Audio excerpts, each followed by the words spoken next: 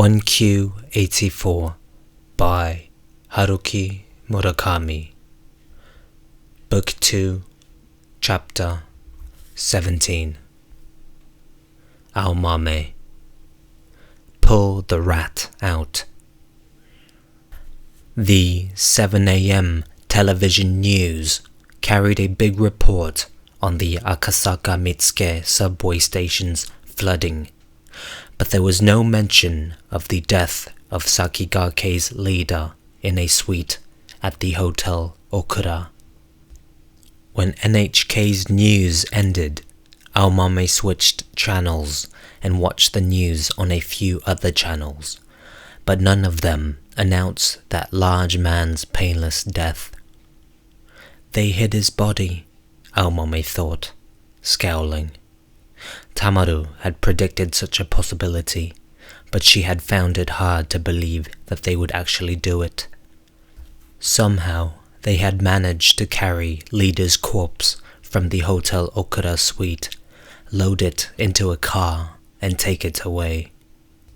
He was a big man, and the corpse must have been tremendously heavy. The hotel was full of guests and employees. Security cameras were everywhere. How had they succeeded in carrying the corpse to the hotel's underground parking lot without having anyone notice? They must have transported the body at night to the headquarters in Yamanashi, and then held a discussion of what to do with it. At least they were not going to formally report his death to the police. Once you've hidden something, you have to keep it hidden. Almamay, of course, had no idea how they intended to fill the vacuum created by Leader's death, but they would exhaust every means available to them to maintain the organization. As the man himself had said, the system would endure with or without a leader. Who could inherit Leader's mantle? That problem had nothing to do with Omame. Her assignment had been to liquidate Leader, not to crush a religion. She thought about the two bodyguards in their dark suits, buzzcut and ponytail. When they got back to headquarters, would they be held responsible for having allowed Leader to be wiped out before their very eyes? Omame imagined their next assignment. Find that woman, no matter what. Don't come back here until you do. It was possible. She ate an apple for breakfast, but she had almost no appetite. Her hands still retained the sensation of driving the needle into the back of the man's neck. While peeling the apple with a small knife in her right hand, she felt a slight trembling in her body, a trembling she had never experienced before. When she had killed someone in the past, the memory of it had nearly faded after a night's sleep. Though it never felt good to take a person's life, those were all men who didn't deserve to go on living. They inspired more disgust than human pity. But this time was different. Objectively, what this man had been doing was perhaps an affront to humanity. But he himself, in many senses, an extraordinary human being, and his extraordinariness, at least in part, appeared to transcend standards of good and evil. Ending his life had also been something extraordinary. He had left a strange kind of resonance in her hand, an extraordinary resonance. What he had left behind was a promise. This was the conclusion to which Omame's thoughts led her. The weight of that promise was left in her hands as a sign. She understood this. The sign might not fade from her hands, ever. The phone rang shortly after 9 a.m. It was Tamaru It rang 3 times, stopped, and started again 20 seconds later. "They didn't call the police after all," Tamaru said. "It's not on the TV news or in the paper." "He did die though, I'm sure of that." "Yes, of course, I know. No question he died. There were a few movements around there. They've already cleared out the hotel. They called in several people from their city branch office in the middle of the night, probably to help deal with the body. They're good at things like that." Around 1 a.m., an S-Class Mercedes and a Toyota Hiace van left the hotel parking lot. Both had dark glass and Yamanashi plates. They were probably back in Sakigake headquarters by sunrise. The police investigated the compound the day before yesterday, but it wasn't a full-scale operation, and all the officers were long gone by then. Sakigake has a big incinerator. If you threw a body in there, it wouldn't leave a bone, just clean smoke. Creepy. They're a creepy bunch, all right.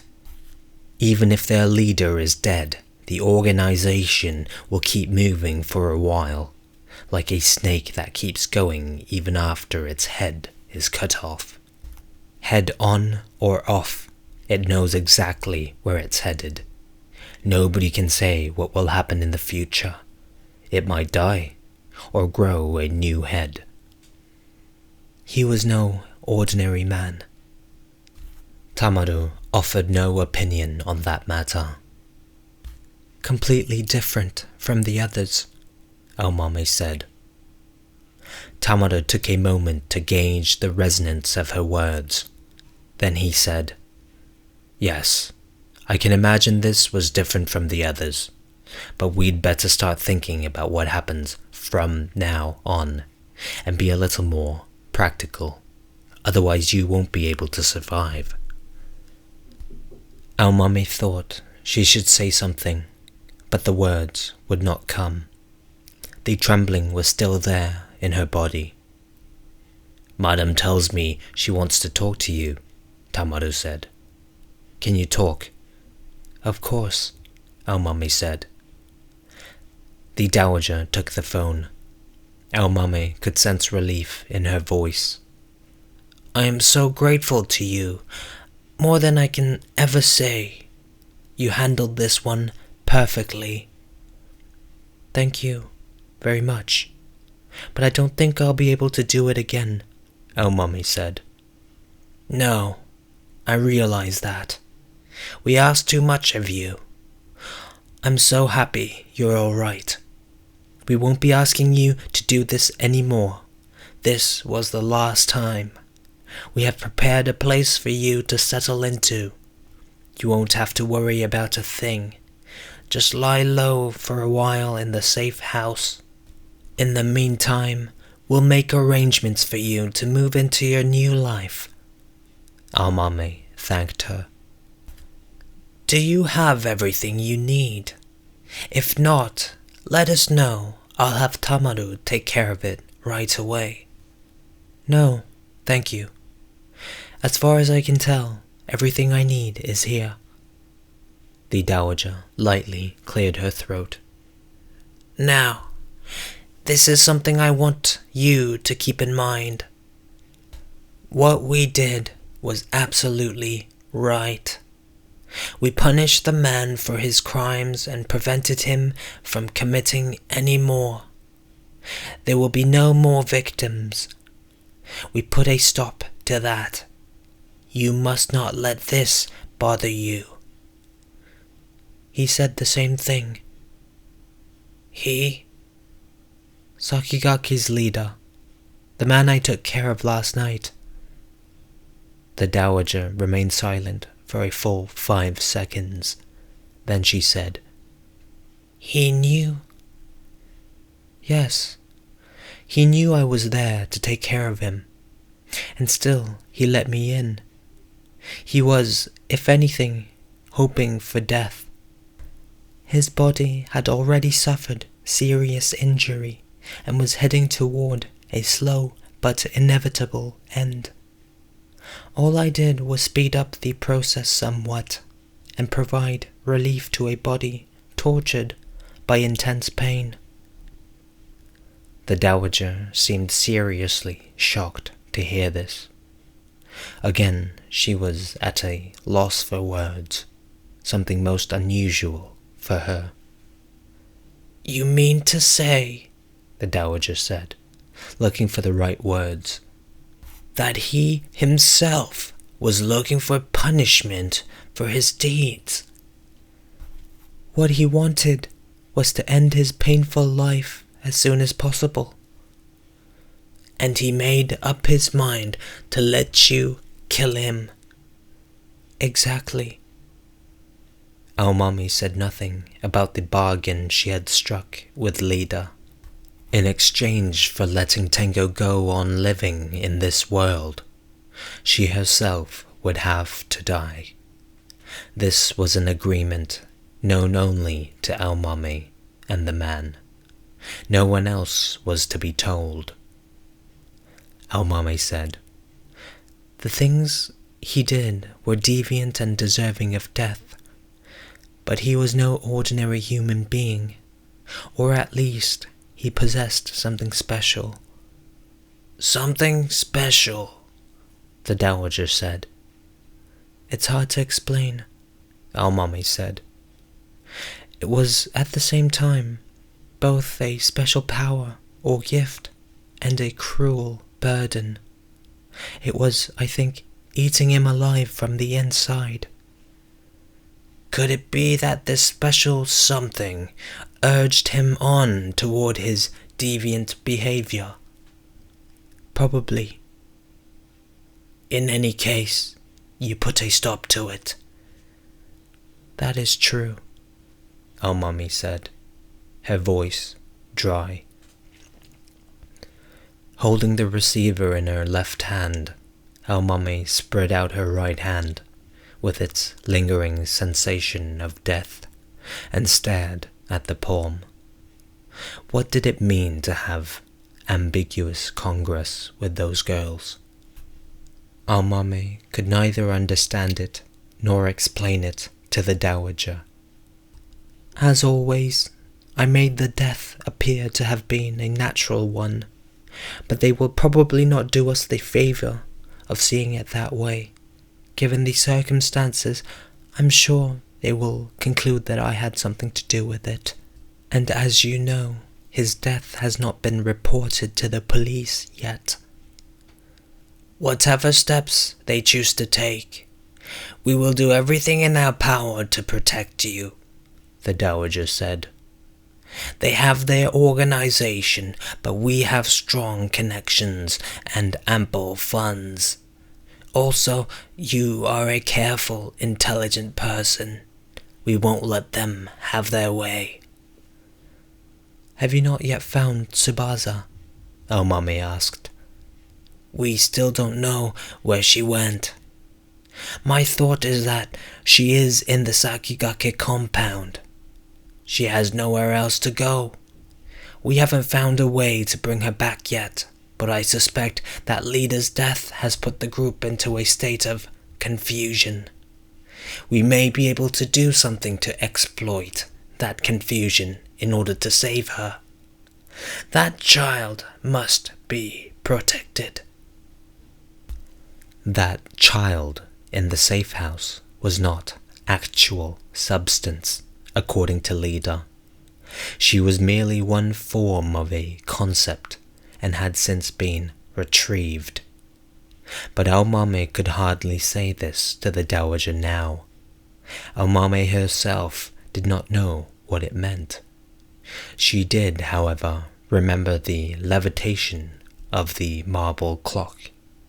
She had seen it happen with her own eyes. Almamay asked, "How many days will I be hiding out in the safe house?"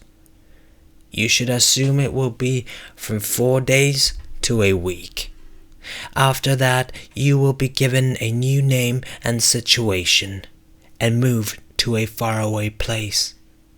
Once you have settled down there, we will have to cut off all contact with you for your own safety. I won't be able to see you for a while. Considering my age, I might never be able to see you again. It might have been better if I had never lured you into this troublesome business. I have thought about that many times. Then I would not have had to lose you this way. But... The dowager's voice caught in her throat. Almamay waited quietly for her to continue speaking. But I have no regrets. Everything was more or less destined to happen. I had to involve you. I had no choice. A very strong force was at work, and that is what has moved me. Still, I feel bad for you that it has come to this. On the other hand, we have shared something important, something we could not have shared with anyone else, something we could not have had any other way. Yes, you are right, the dowager said. Sharing it was something that I needed too. Thank you for saying that. It gives me a measure of salvation. Omame was also pained to think that she could no longer see the dowager, who was one of the few ties she possessed with the outside world. Be well, Omame said. You too, the dowager said. And be happy. If possible, Almamay said. Happiness was one of the farthest things away from her. Tamaru came on the phone. You haven't used it so far, have you? He asked. No, not yet. Try your best not to use it. I'll keep that in mind.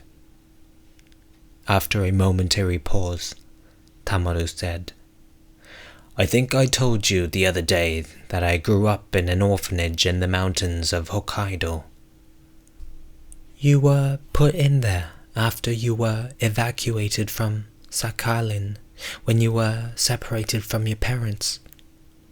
There was a boy in that orphanage 2 years younger than I was. He was mixed, half Japanese, half black. I think his father was a soldier from the American base in Misawa. I don't know about his mother, but she was probably a prostitute or a bar hostess. She abandoned him soon after he was born, and he was put in the orphanage. He was a lot bigger than me, but not very smart. Other kids teased him, of course, mainly because his color was different. You know how that goes. I guess.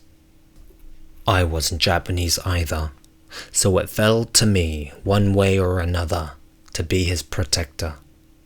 Our situations were similar.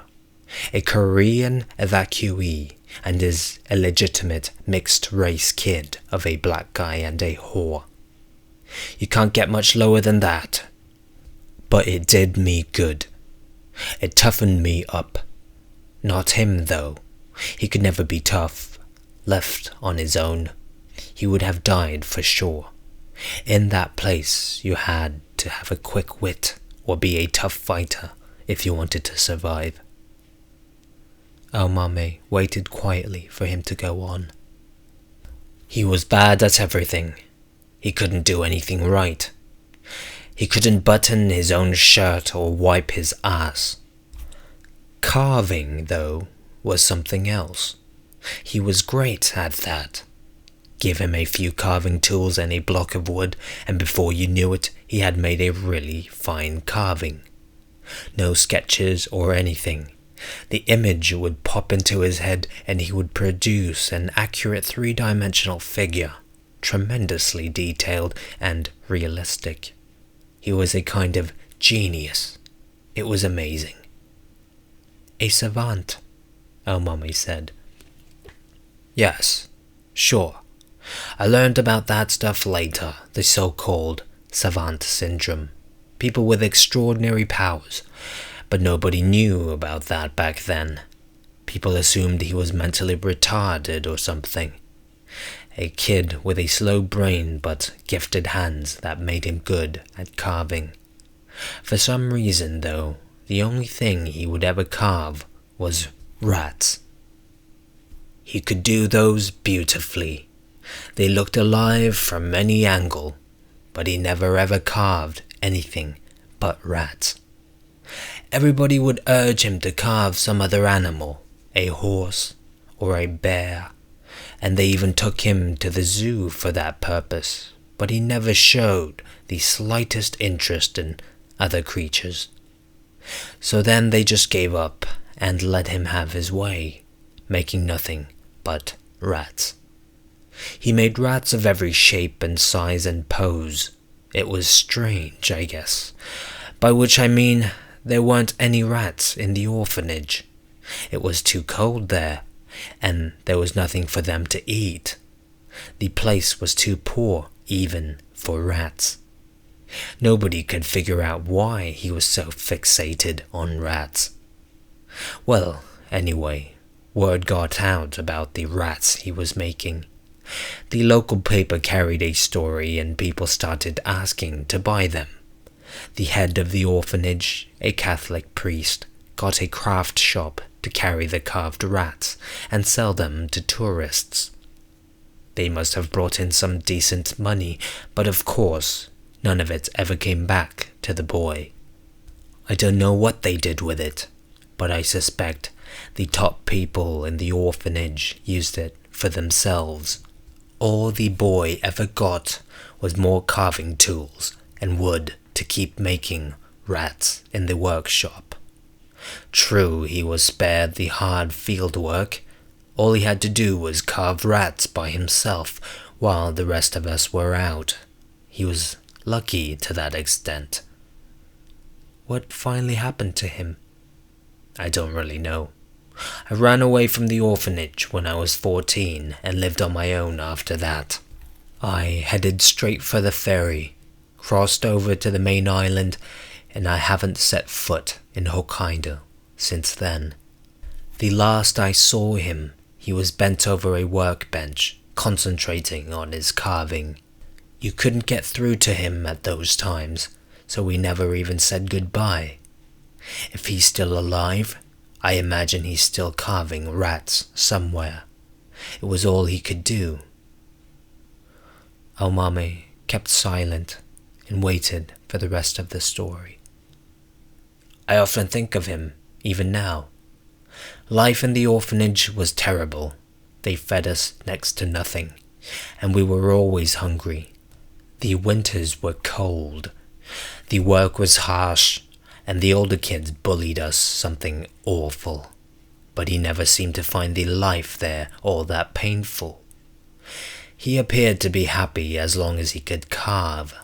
Sometimes he would go half mad when he picked up his carving tools, but otherwise he was a truly docile little fellow. He didn't make any trouble for anyone, but just kept quietly carving his rats. He'd pick up a block of wood and stare at it for a long time until he could see what kind of rat in what kind of pose was lurking inside. It took a long while before he could see the figure, but once that happened, all he had to do was pull the rat out of the block with his knives. He often used to say that, "I'm going to pull the rat out." And the rats he pulled out looked as if they might start moving at any moment. He kept on freeing these imaginary rats that were locked up in their blocks of wood. And you were the boy's protector? Yes, but not because I wanted to be. I just ended up in that position, and once you were given a position, you had to live up to it, no matter what. That was the rule. Say, if one of the other boys took away his carving tools, just to be nasty, I would go and beat him up. Even if the other kid was older and bigger, or there was more than one of them, I had to beat him up. Of course, there were times when they beat me up. Lots of times. But it didn't matter whether I won or lost those fights. I always got the tools back for him. That was the main thing. See what I mean? I think so, Almamay said. But finally you had to abandon him. Well, I had to go on living. I couldn't stay with him forever, taking care of him.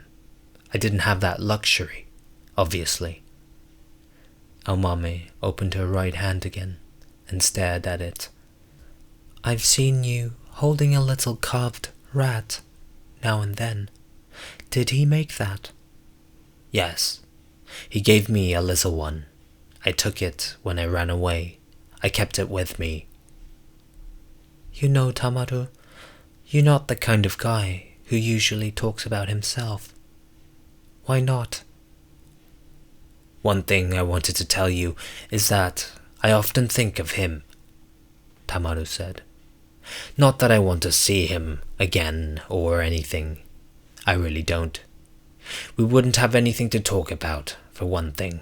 It's just that I still have this vivid image of him pulling rats out of blocks of wood with total concentration, and that has remained an important mental landscape for me, a reference point.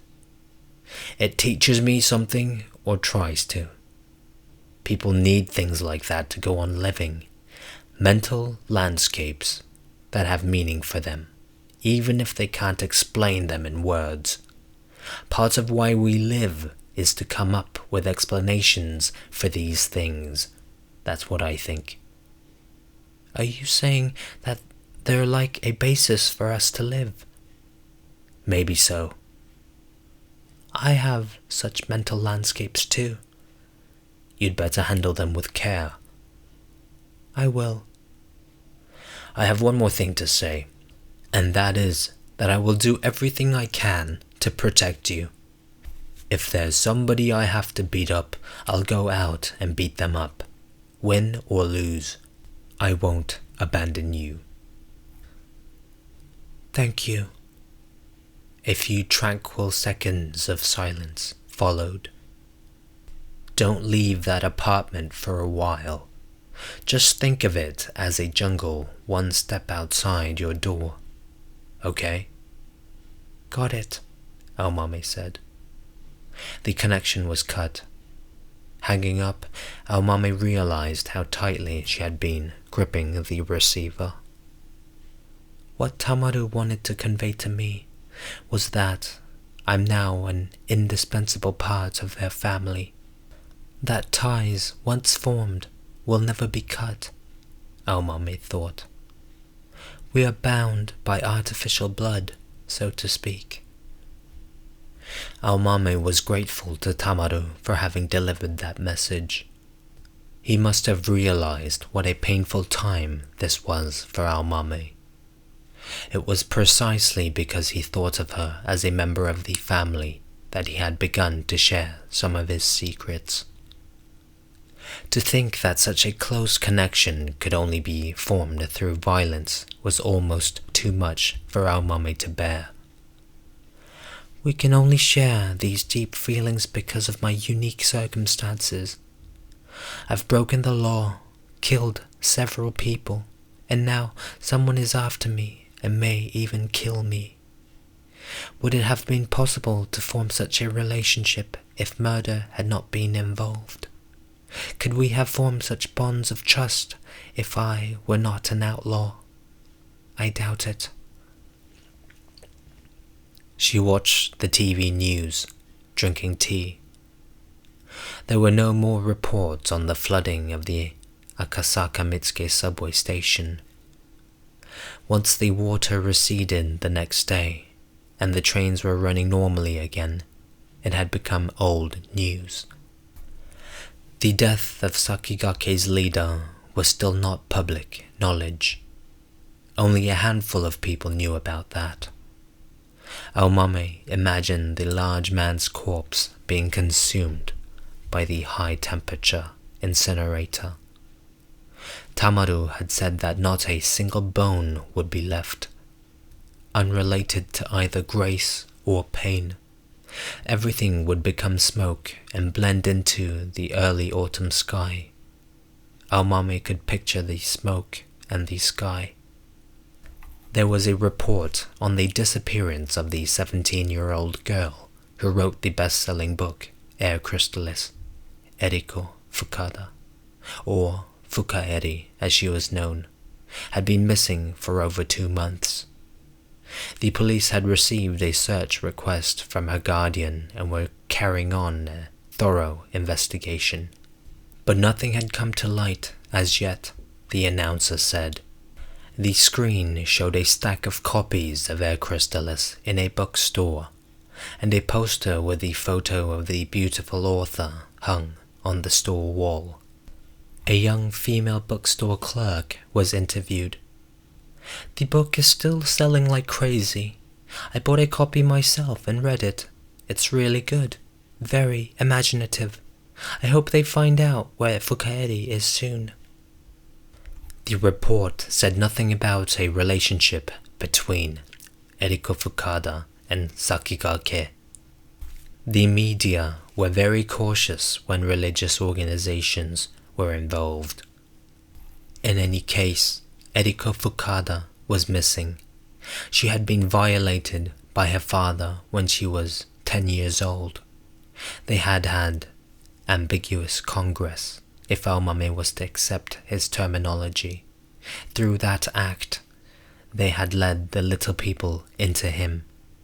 How did they put it again? That's it. They were perceiver and receiver. Eriko Fukada was the one who perceived, and her father was the one who received. Then the man started to hear special voices. He became the agent of the little people and the founder of the religion called Sakigake.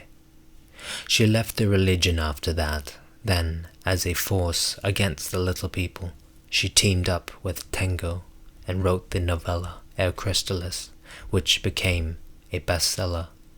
Now, for some reason or other, she has disappeared, and the police are looking for her. Meanwhile, last night, using a specially made ice pick, I killed Eriko Fukada's father, leader of the religion called Sakigake. People from the religion transported his corpse from the hotel and secretly disposed of it. Almamay could not imagine how Eriko Fukada would deal with the news of her father's death. It was a death that he himself asked for, a painless mercy killing. But the fact is that I used these hands of mine to end the life of a human being. A person's life may be a lonely thing by nature, but it is not isolated. To that life, other lives are linked, and I surely have to bear some responsibility for those as well. Tengo is also deeply involved in these events. The Fukadas, father and daughter, are what bind us together, perceiver and receiver. Where could Tengo be now, and what is he doing? Could he have something to do with the disappearance of Eriko Fukada? Are the two of them still working together? The television news, of course, tells me nothing about Tengo's fate. So far, no one seems to know that he was the actual writer of Air Crystallis. But I know. It appears that he and I are narrowing the distance between us, bit by bit. Circumstances carried us into this world and are bringing us closer together as though we are being drawn into a great whirlpool. It may be a lethal whirlpool, but Leader suggested that we would never find each other outside such a lethal place, just as violence creates certain kinds of pure relationships. She took a deep breath. Then she reached out toward the Heckler and Koch on the table and assured herself of its hardness. She imagined its muzzle being shoved into her mouth and her finger tightening on the trigger. A large crow suddenly appeared on her balcony, perched on the railing, and let out a number of piercing cries. Omame and the crow observed each other through the glass. The crow moved the big, bright eye on the side of his head, watching Almami's movements in the room. He seemed to understand the significance of the pistol in her hand. Crows were intelligent animals. They knew that this block of steel had great importance. Somehow or other, they knew.